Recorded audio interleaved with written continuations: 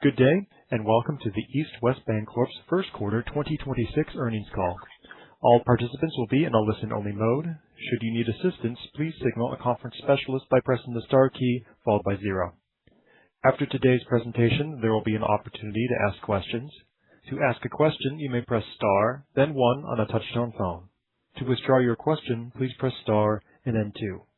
Please note this event is being recorded. I would now like to turn the conference over to Adrienne Atkinson, Director of Investor Relations. Please go ahead. Thank you, operator. Good afternoon, and thank you everyone for joining us to review East West Bancorp's first quarter 2026 financial results. With me are Dominic Ng, Chairman and Chief Executive Officer, Chris Del Moral-Niles, Chief Financial Officer, and Irene Oh, our Chief Risk Officer. This call is being recorded and will be available for replay on our investor relations website.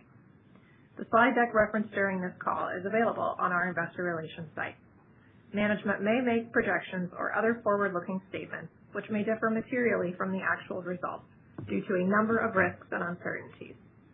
Management may discuss non-GAAP financial measures. For a more detailed description of the risk factors and the reconciliation of GAAP to non-GAAP financial measures, please refer to our filings with the Securities and Exchange Commission, including the Form 8-K filed today. I will now turn the call over to Dominic. Thank you, Adrienne. Good afternoon, and thank you for joining us for our first quarter earnings call. I'm pleased to report that East West had another record quarter for loans, deposits, and fee income. Our consumer and commercial depositors continue to place their trust in us, helping grow total deposits by 9% year over year. Growth in non-interest-bearing deposits was particularly strong this quarter, up nearly $800 million, driven by our continued focus on providing solutions to retail and small business customers. We also delivered 7% year-over-year loan growth. C&I loans increased by more than $900 million quarter over quarter, driven by a higher line utilization, particularly among capital call borrowers. We also achieved a record quarter of fee income, growing 12% year over year. We saw strong momentum in wealth management this quarter as we stayed closely engaged with clients. We continue to see opportunity to grow and diversify our fee revenues over time. Credit performance remained stable. Net charge-offs and non-performing assets were low in absolute terms, consistent with our expectations and reflecting our disciplined approach to risk management. Our capital position remains a key advantage for East West, with a tangible capital ratio of 10.3%. We maintained this capital level while growing our balance sheet, increasing our dividend, and opportunistically repurchasing shares. We continue to be focused on being disciplined stewards of our customers' trust and our shareholders' capital. I will now turn the call over to Chris to provide more details on our first quarter financial performance. Chris? Thanks, Dominic. Let's start with deposit growth on slide 4. Our end-of-period deposits grew by $1.8 billion quarter over quarter. Average DDA growth was up 12% year over year and nearly $500 million on an average basis. This checking account growth led us to price our Lunar New Year CD campaign more conservatively this year, allowing us to focus on CD balance retention and drive a better mix of deposit costs for the quarter and going into the rest of 2026. Money market deposits were also up 9% year over year as we continue to further diversify away from CDs and other higher cost deposits. Turning to loans on slide 5, as we have emphasized before, our focus has been and continues to be on growing our C&I portfolio. And C&I was the primary driver of growth in Q1. Most of the increase was driven by net line draws from existing customers.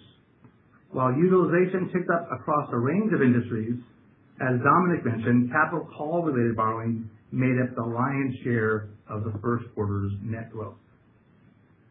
The quarter's net draws on capital call lines reflected broad-based increases in M&A and real estate property acquisitions across the quarter. While some of these lines have already been paid down here in the second quarter, private equity markets and real estate markets remain active, and we expect to continue to participate in this activity during the remainder of the year.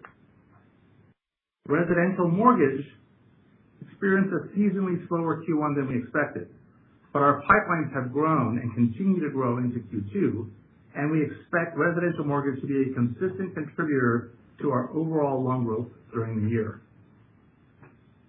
We also grew commercial real estate balances this quarter. Our priority continues to be on supporting our long-standing real estate relationship clients. Given the level of net growth we saw in the first quarter and the pipelines we see going into Q2, we are comfortable reiterating our guidance for the full year loan growth to be in the range of 5 to 7%. Now turning to 6. Our loan portfolio remains well diversified with over 70% of our loans to commercial customers across a broad range of industries and commercial real estate asset types. C&I now represents 34% of our total loans, reflecting the results of our focus and emphasis on balanced growth across our balance sheet. Our CRE portfolio remains diversified by a number of product types with an emphasis on multifamily, retail, and industrial projects. As we look ahead, we remain focused on growing the portfolio in a disciplined way that enhances diversification and remains aligned with our overall risk appetite. Turning to slide 7, we've provided incremental disclosure on our NDFI portfolio. Growth in this portfolio this quarter has been driven primarily by capital call lines. Our NDFI portfolio is granular with diversification across industry and category types. 99.99% of our NDFI loans are current, and in the past decade, there have been virtually no net charge-offs in this portfolio. Approximately 30% of this portfolio is made up of capital call lines. Capital call is not a regulatory classification, and our capital call loans are spread across a range of private equity, mortgage credit, and business credit borrowers. I'll now turn to net interest income and margin discussion on slide 8. Quarterly dollar net interest income increased to $671 million, reflecting our ability to grow our balance sheet while overcoming the headwinds of rate cuts in Q4 and 2 fewer days in Q1. Our short-term liability sensitivity on deposit pricing dynamics and our positive deposit remixing during the quarter allowed us to continue to reduce our deposit costs, driving period-end costs down a further 6 basis points quarter over quarter. Looking back to the start of the cutting cycle, we have decreased interest-bearing deposit costs by 111 basis points, comfortably exceeding our 50% beta guidance shared in prior periods. Moving on to fees on slide 9, fee income grew 12% year over year to a new record $99 million for the quarter, with significant growth in wealth management fees driven by structured note and annuity sales, and deposit-related fees driven by higher customer activity. We will remain focused on driving this growth and further diversifying our revenue overall, and are quite encouraged by the pace of growth in fee revenues so far this year. We continue to aspire to deliver double-digit year-over-year growth in fee income in 2026. Now turning to expenses on slide 10, East West continues to deliver industry-leading efficiency while investing for future growth. The Q1 efficiency ratio was 36.2%. Total operating non-interest expense was $258 million for the first quarter and included seasonally higher payroll-related costs, some increased stock-based compensation costs, and higher incentive comp, reflecting increased commissions for our wealth management activity. Nonetheless, overall, we continue to expect expenses will come in line with our guidance for the year. Now let me hand the call over to Irene for comments on credit and capital. Thank you, Chris. Good afternoon to all on the call. As you can see on slide 11, our asset quality metrics held stable and continue to broadly outperform the industry. Quarter-over-quarter, non-performing assets remained stable at 26 basis points as of March 31st, 2026. We recorded net charge-offs of just 9 basis points in the first quarter of 2026, or $12 million, compared to 8 basis points in the fourth quarter. We recorded a higher provision for credit losses of $36 million in the first quarter, compared with $30 million for the fourth quarter. We remain vigilant and proactive in managing our credit risk. Turning to slide 12, the allowance for credit losses increased $26 million to $836 million, or 1.44% of total loans as of March 31st, reflecting quarter-over-quarter loan growth and the portfolio mix shift. We believe we are adequately reserved for the content of our loan portfolio given the current economic outlook. Turning to slide 13.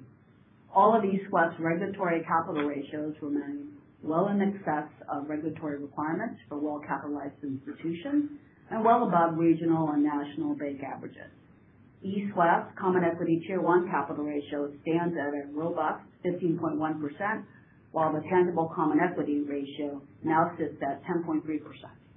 These capital levels continue to place us amongst the best capitalized banks in the industry. In the first quarter, East West repurchased approximately 938,000 shares of common stock during the first quarter for $98 million. We currently have $117 million of repurchase authorization that remains available for future buybacks. East West also distributed approximately $111 million to shareholders via quarterly dividends. East West's second quarter 2026 dividend will be payable on May 18th, 2026 to stockholders of record on May 4th, 2026. I will now turn it back to Chris to share our outlook. Thank you, Irene. We've assumed the forward curve as of March 31st, which models no rate cuts, and therefore we're updating our full year 2026 net interest income guidance to grow between 6 to 8%, up from our prior expectations of growth between 5 and 7%. We're also updating our net charge-offs and now projected to fall between 15 and 25 basis points for the full year. With that, we'll be happy to open the call for questions. Operator? Thank you. We will now begin the question and answer session. To ask a question, you may press star, then 1 on your touch-tone phone. If you are using a speakerphone, please pick up your handset before pressing the keys. If at any time your question has been addressed and you would like to withdraw your question, please press star, then 2. Please limit yourself to 1 question and 1 follow-up. If you have any additional questions, you may rejoin the queue. And the first question will come from Ebrahim Poonawala with Bank of America. Please go ahead. Hey, good afternoon. Good I guess afternoon. maybe the first question, just given the capital proposals that were put out by the Fed last month, I'm wondering if you can quantify what impact you expect to your capital ratios. And yeah, I guess as first, just what's the impact that you expect for what are really strong capital levels, and where is this headed if the proposal becomes a final rule? Yeah, EB, we're happy to cover that for you. The risk-weighted asset adjustment from what's been put out there as Basel III Endgame is roughly a $7 billion reduction in our current risk-weighted assets applied to our current balance sheet. And that would probably translate to something on the order of magnitude of 1.6 to 1.8% increase in our various respective regulatory capital ratios. So are you going to use all that excess capital to start another bank? But Dominic is very opportunistic, and I think we are very comfortable maintaining very strong capital levels, and having more capital has never served this bank badly. EB, we're going to use that capital to grow organically. That's the best answer, so I hope you do. So, and maybe I guess moving to the P&L, strong deposit growth. Wanted to get on the private capital call line lending. Lots of focus on just private equity in that space. One, it didn't sound like that any of that drawdowns on capital call line lending was stress-driven. It felt like there was more activity that drove that, if you can confirm that. And why are we not seeing more diversified C&I growth pick up, given just the broader momentum? I understand the macro volatility, but are you seeing at least green shoots of other areas where C&I is picking up? Well, sure. So EB, I think on the capital call lines, it was pretty diversified. It was the lion's share of the total growth, but it was across a range of industries, and that gives us comfort that things are happening out there and there are green shoots in general. And of course, there was a component that wasn't capital call lines, which was well over $300 million, and that was all encouraging evidence of continued activity across a range of industries. So we saw activity in food distribution, we saw some cross-border, we saw commercial real estate. We saw a lot of areas that had positive momentum and continue to have positive momentum going into Q2. And maybe I'll just add, to clarify at the clarifying point, none of the drawdowns that we saw in the quarter were for anything distressed. Opportunistic really is the timing of it. And I think as Chris alluded to, some of those, there's a timing component of this, right? Some of those did pay off in early part of the second quarter, normal activity. Got it. Thank you. The next question will come from Dave Rochester with Cantor Fitzgerald. Please go ahead. Hey, good afternoon, guys. Afternoon, Dave. Just wanted to ask about the deposit growth. Very solid this quarter. Can you just give an update on the competitive environment there? Did you find yourself having an easier time growing core deposits? I mean, normally this is a softer quarter for that for most banks. The DDA trends looked really good. How do you feel about that going into 2Q and the rest of the year, especially on the DDA side? Thanks. I think the DDA growth that you saw has been the result of a now more than years-long campaign to really deepen our connection with retail, small business customers across our footprint. That's been successful and continued to bear fruit into Q1 26.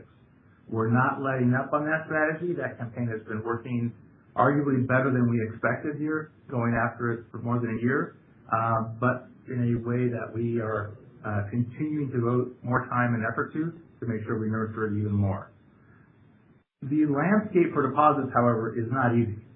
It is a very competitive landscape, and from a pricing perspective, the fact that we moved from an outlook with multiple cuts in it to an outlook with no cuts means that deposit pricing pressure is real and coming upon us. And so the reality is it's doubly impressive from our perspective that our teams are able to go out there and win non-interest-bearing DDA money in an environment where rates aren't expected to come down anytime soon. So kudos to our retail team, kudos to our small business teams, kudos to all our commercial RMs out there working their customers to find opportunities for us to add value. Really paid off here in the first quarter, but no, I don't think pricing is going to get any easier, and I don't think competition is going to get any easier. All right, appreciate that. Just a follow-up on wealth management. And you talked about staying close to the customer and that helping you guys out this quarter. It's a really big number this quarter. Can you just talk about, how you see that trending moving forward? If you've added new people that are helping boost that number, if you've got new products, just anything else that can help us figure this out going forward. Thanks. There was a fair amount of volatility in Q1, and some of our clients decided that some structured notes were a good thing, and we added some notable volume in structured notes. We also added some annuities during the quarter as people moved out of equities at record highs into annuity products. But we also added people late in the quarter, so they don't have a big impact to the Q1 numbers, but we expect they'll continue to support continued growth in wealth management as we roll through the rest of the year.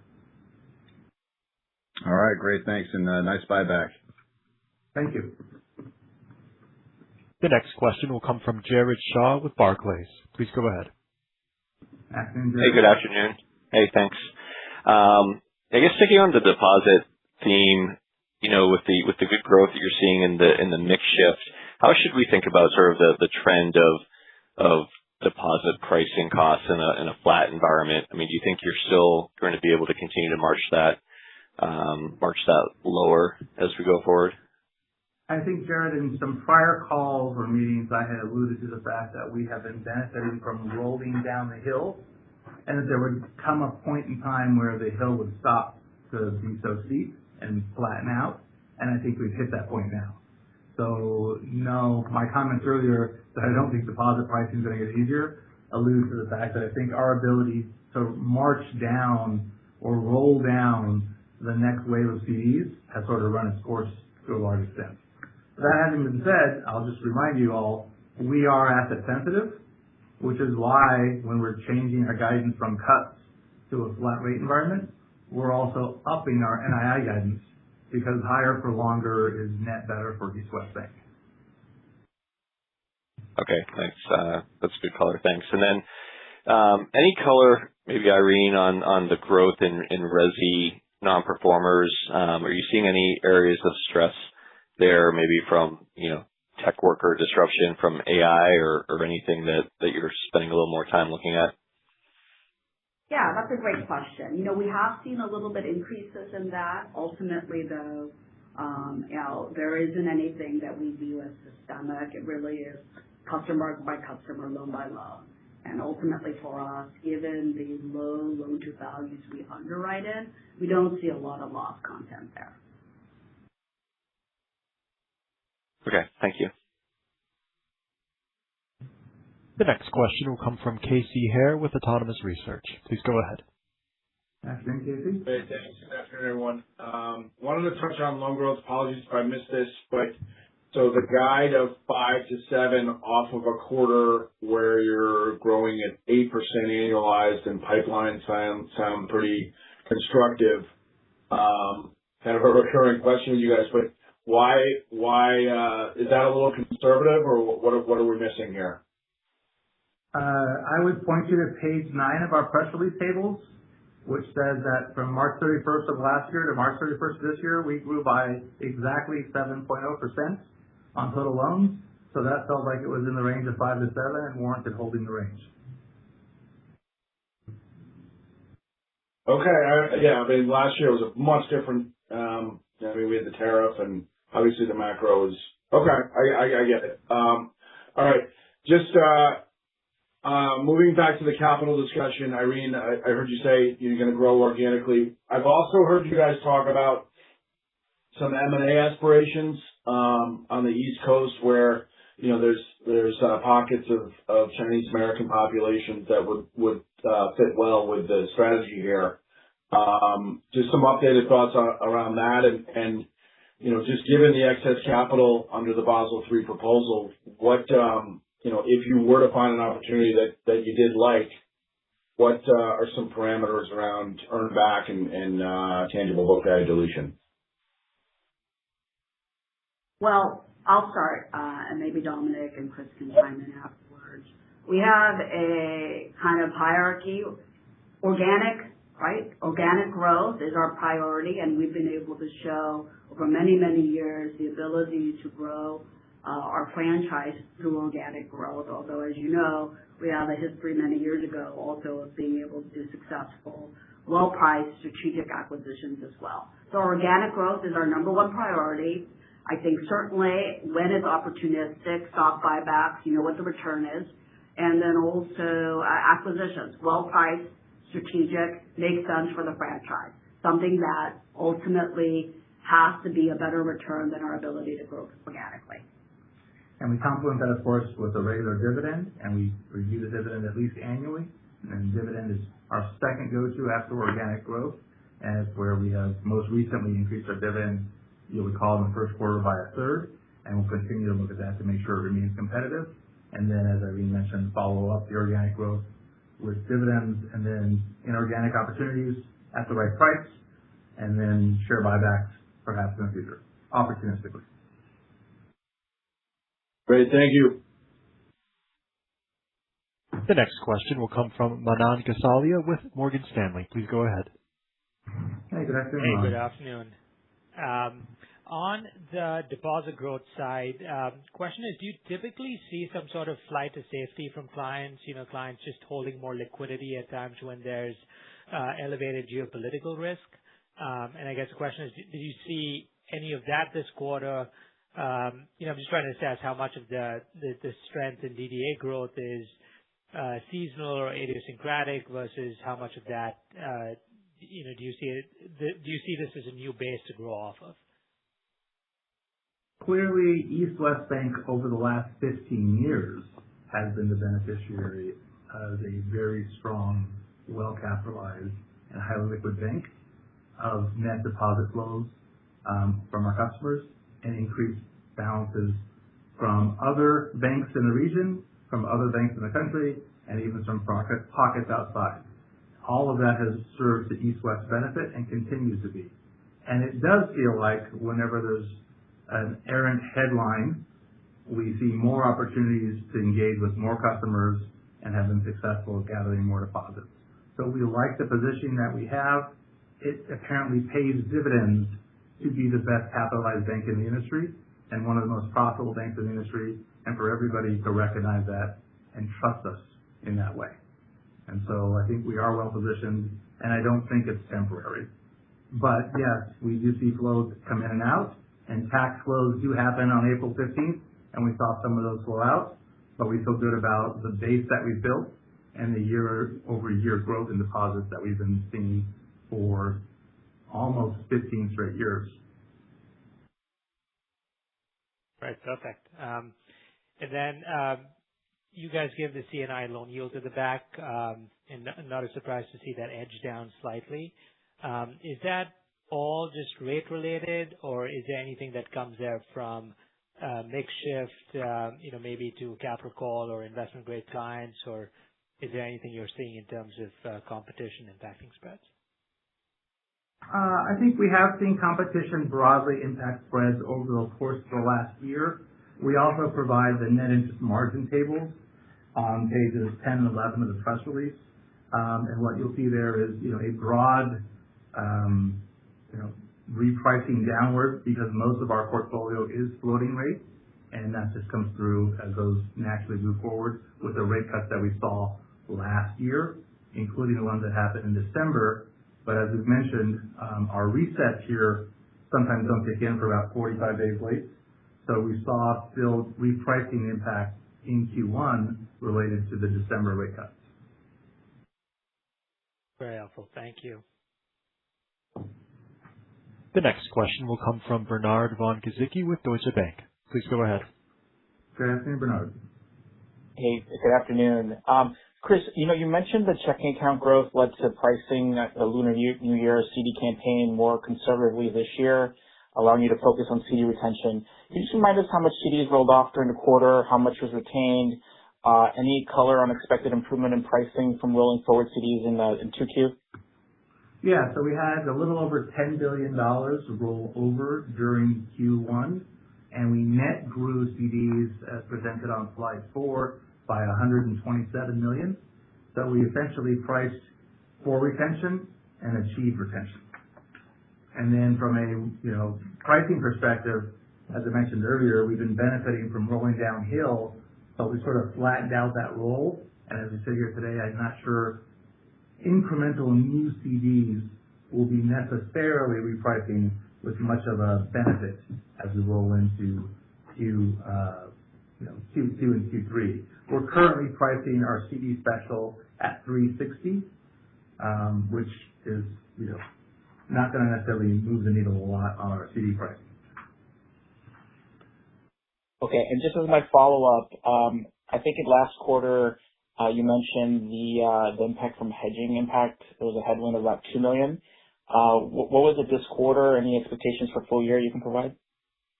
Yes, aggressively flat, and all those hedges today are in the money looking forward, given the backup in rates. So we're still in the money. On all this, the mark-to-market value of all the trades is positive. So they're going to add value moving forward. Okay, great. Thanks for taking my questions.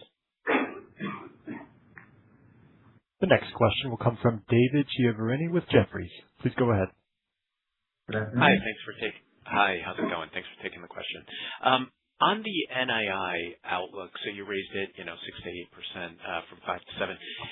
You alluded to higher for longer being good for East West. Was this the main contributor to raising the guide, or was the loan outlook also part of it? Can you unpack that a little bit? Yeah, we would attribute the guide increase exclusively to the change in the rate outlook. And as I noted earlier, we're not raising our loan guidance at this point in time, so that's still baked in there at 5 to 7%. Got it. And on the net interest margin, how should we think about the outlook from here based on your commentary on the deposit front? Is a dip, a reasonable way to think of it, or how should we think about the NIM going forward? So we're thinking about the margin, and dollar NII as moving higher. They'll probably both track at least flat to positive. So the NIM flat to positive from here. Correct. Even though, and this sort of alludes to the question I answered earlier, even though there's incremental deposit pressure, the fact that loans will be yielding higher for longer this year means we'll still end up with a better net interest income and likely slightly better net interest margin than we were previously projecting. Very helpful. Thank you. I would remind you, though, that the first quarter has fewer days, so don't index off of the Q1 number. Index off of the day count adjusted number. Got it. Thank you. The next question will come from Chris McGratty with KBW. Please go ahead. Afternoon, Chris. Hey, Chris. Good morning, everybody. Or good afternoon, everybody. Long day. The tweak in the credit guidance is a tweak, but I think it's a fairly important vote of confidence or statement. Could you unpack what drove you to change the charge-off guide after one quarter? Yeah, it's simply put, right? When we look at the portfolio, as we look at kind of what we're seeing, this is our view as far as at least today, where we think the net charge-offs are going to be. Okay, so good visibility on the outlook. Okay.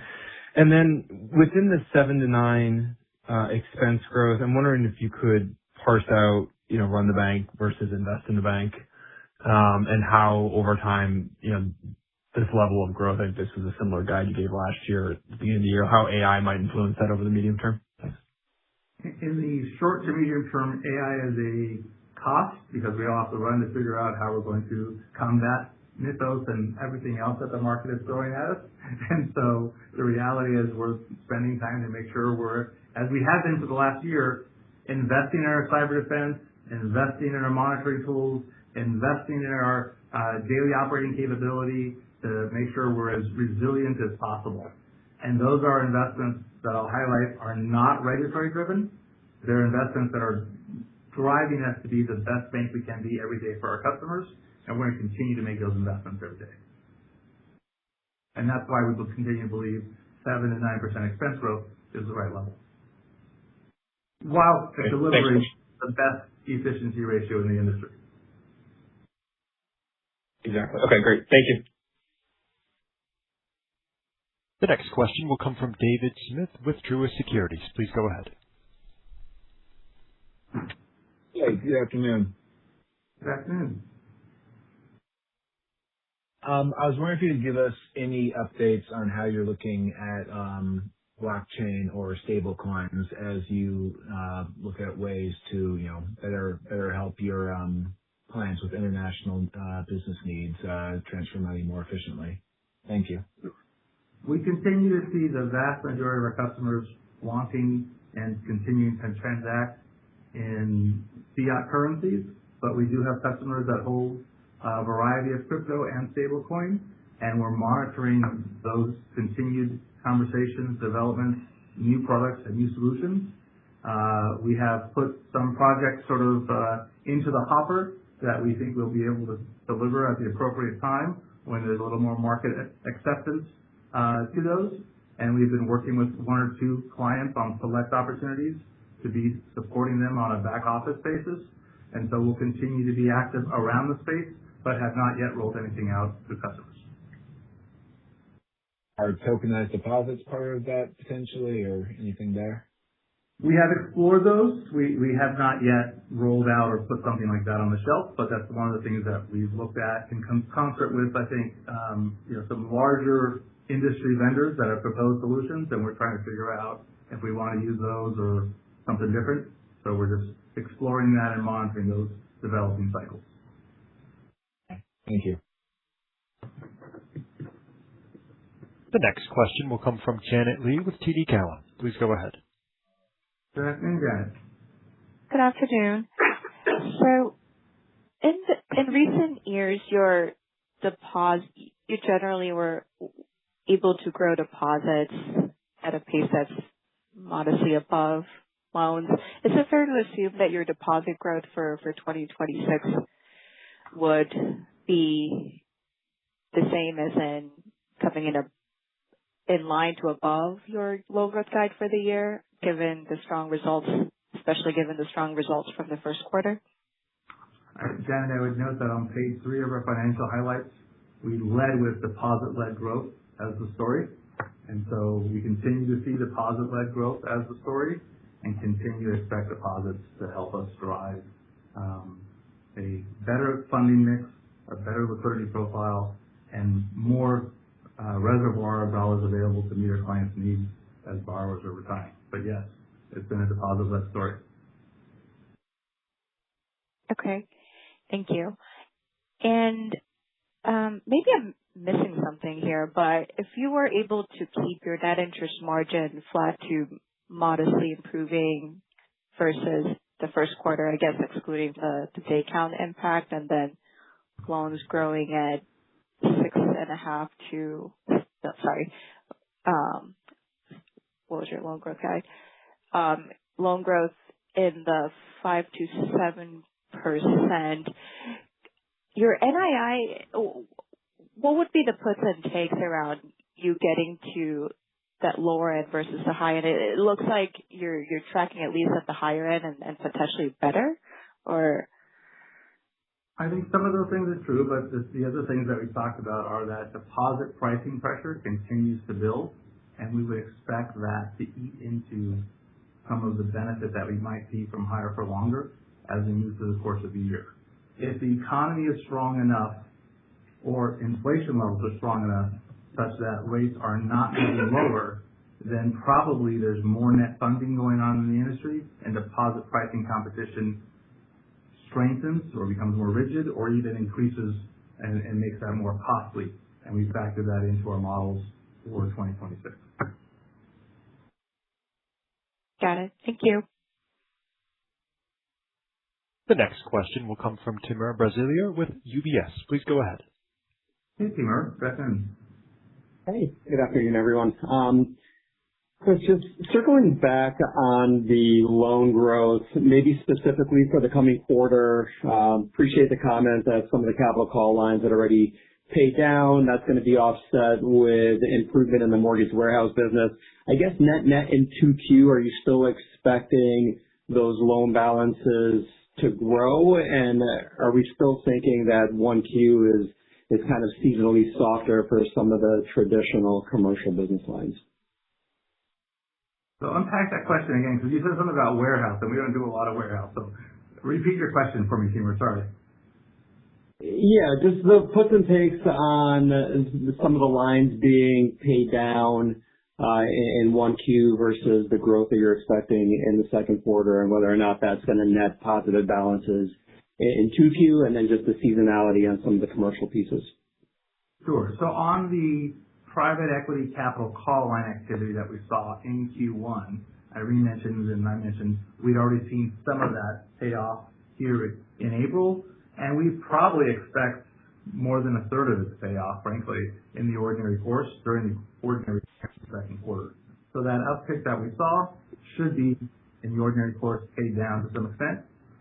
However, we continue to see continued activity in private equity and in mortgage private capital, and those two areas may therefore offset those paydowns and allow us to deliver additional growth in Q2. As we sit here today, we would expect that. Got it. And then, too much seasonality per se in the other areas of our commercial business. Got it. And then one on credit. ACL has been building over the last couple of quarters. I think you guys called out some mix shift here in the first quarter. Just give us a sense of where you are likely in that ACL build. And should we expect that to start settling out and being utilized here at some point, or is that going to remain fairly conservative in holding up at these current levels? I think the bank has traditionally approached ACL as being, making sure it was appropriate and perhaps on the margin making sure it was modestly conservative. I think we've continued to do so. From a build perspective, it was 2 basis points for the quarter. I'll defer to Irene on specific comments around the portfolio, but I think the reality is with our visibility that we do have into charge-offs, we feel pretty good about where we stand. Irene? Yeah, maybe I'll just add just a little bit on the technical side of it. We do use a multi-scenario model for calculating our allowance.